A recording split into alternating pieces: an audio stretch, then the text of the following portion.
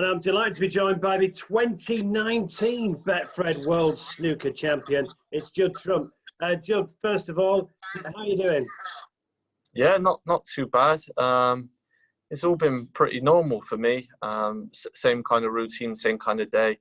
Don't really do much outside of snooker anyway. So not been a huge change, obviously, for the snooker calendar in the outside world. Has all been a bit different, but hopefully now we're through the worst of it, and with the new arranged dates, we've got something to look forward to.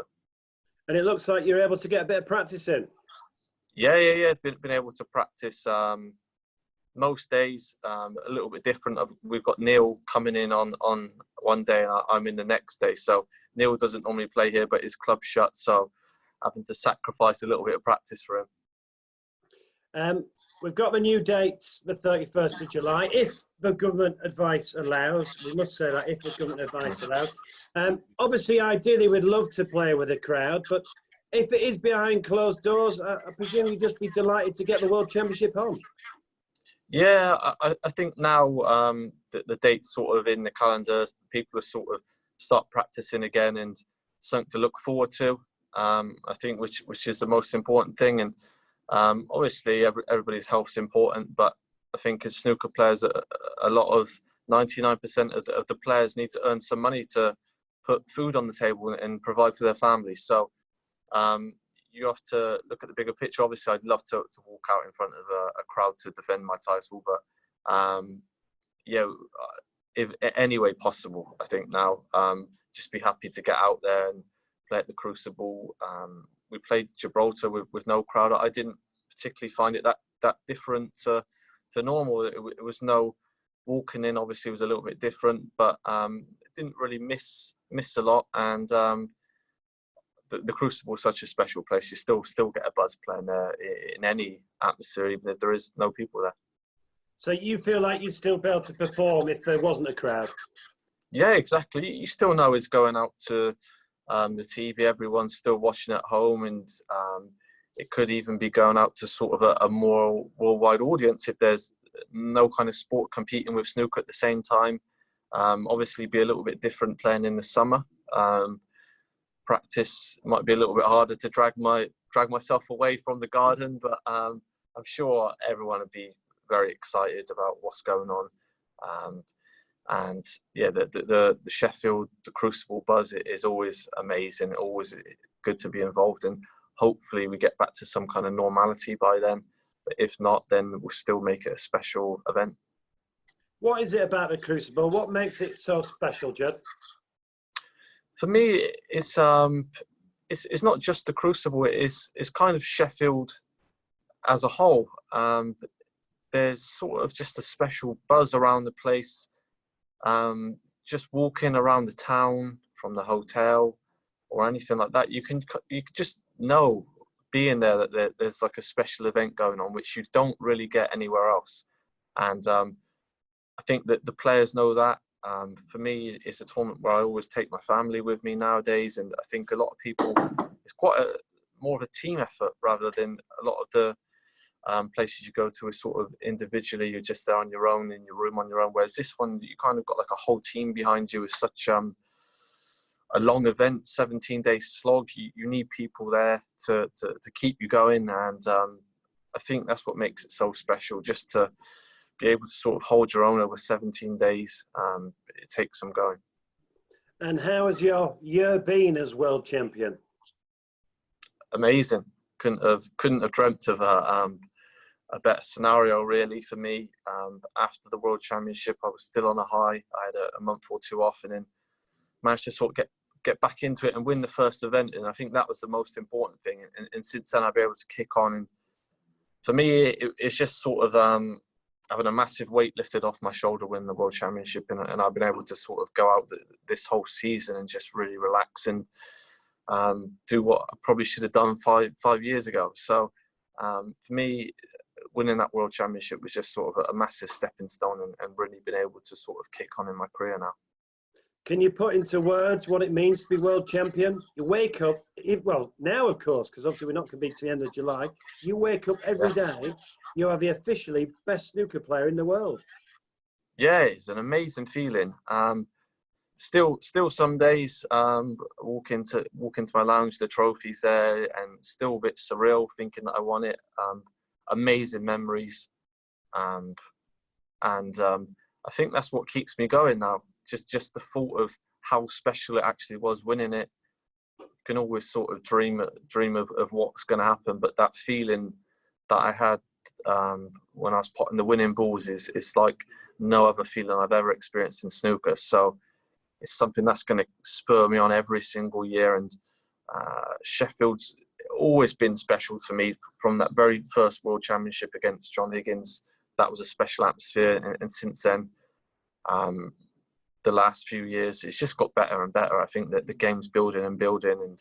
And Sheffield is really the home of snooker, I think. But you didn't just win the final, you battered John Higgins, and John Higgins, one of the best match players ever at the Crucible, won it 4 times. I mean, to come out on top 18-9, you must have been delighted. Yeah, it was a bit of a shock. He had a close game against Dave Gilbert in the semi-final. In one way, I'm thinking, do I want Dave to win because he's a little bit less experienced, or maybe I want John to win because then I know I've got to really be on my game. Give me a few hidings in the past, a couple of tough losses against him, and for me it probably worked out in the best way possible having John win. I knew from the very start I'd have to be at my best to even stand a chance, and I think it was the second session I really played sort of some of my best snooker I've ever played on big stage, and kind of put the match to bed really. And it was one where as a first championship win is probably as comfortable nowadays as you're ever going to win it.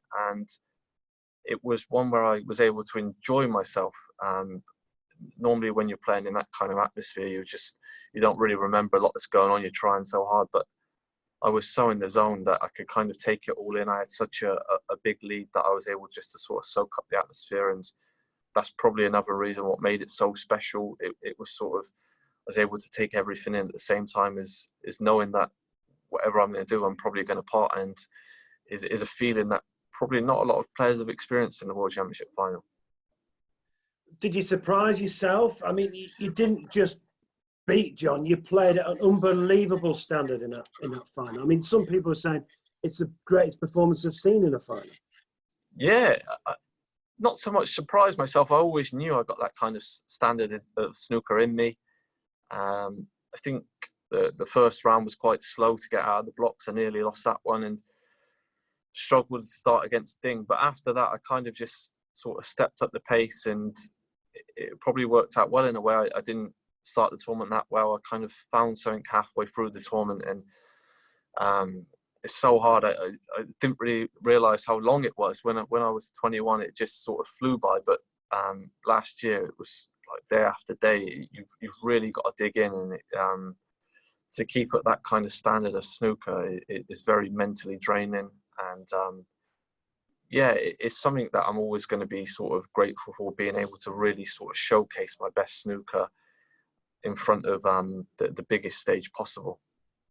I mean, there was a couple of semi-final defeats. I mean, really close to Stuart Bingham in 2015, but 8 years between finals, Judd. Yeah, it was a long time coming, really. A lot of people asking questions if I'm ever going to win it, and things along those lines. And as the years roll on, it gets more and more difficult. You go back there every year hoping that it's going to be your year, and it's not happening. And yeah, so to get that out the way is a massive hurdle now. That question's gone, is whether it was a fluke. Can I win it again now? And for me, it's sort of a whole weight lifted off my shoulders. It was always my aim to be world champion, world number one. Fulfill both of them now. Hopefully now just keep the number one spot as long as possible, and try and play some of the snooker that got me to the top. Sort of the more flair shots, enjoy myself while I'm out there, and really get sort of a buzz back in snooker again. And I think snooker's in a good place, some good sponsors, good people running the game at the moment, is in a healthy place, and hopefully this could be the chance that snooker needs if there's no other sport on, that we can really build from this. I think people forget you're only 30. You've got plenty more world championships in you, haven't you? I don't.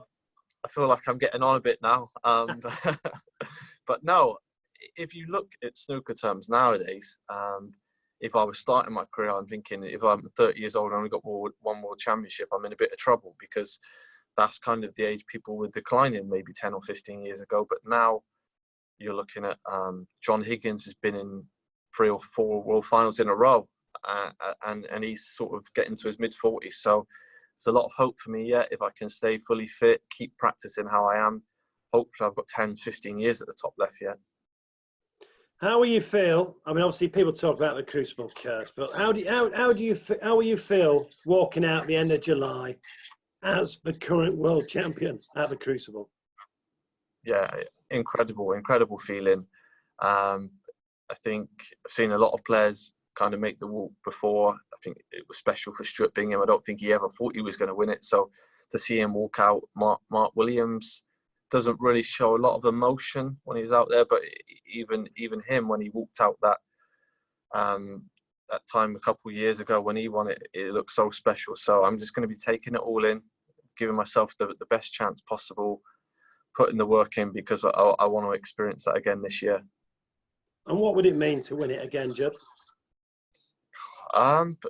It's sort of like a free roll for me, because no one's ever done it before. I don't think anyone deep down really expects me to win it, but deep down, the form I'm in, the confidence levels, how I've sort of grown as a player and a person over the past couple of years, really going to have, I believe, as much belief as anyone has ever had going into this tournament. And it's always good to break records and just to give myself this shot. And if I could do it, I could put my name out there and go down, hopefully, as one of the greatest snooker players ever. So to sum up, you're hungry. You don't just want to win a world championship once. You want to win it on a number of occasions. Yeah, I want to win it multiple times, and in a style that people remember. And yeah, I don't want to win it by the odd frame, end up fluking it. I want to be pummeling people into the ground, into submission, beating people with sessions to spare. And going into this tournament, it's a few months away, fingers crossed, but clearly you're up for it. Yeah. It's something that I was excited about a month ago, sort of before all this happened.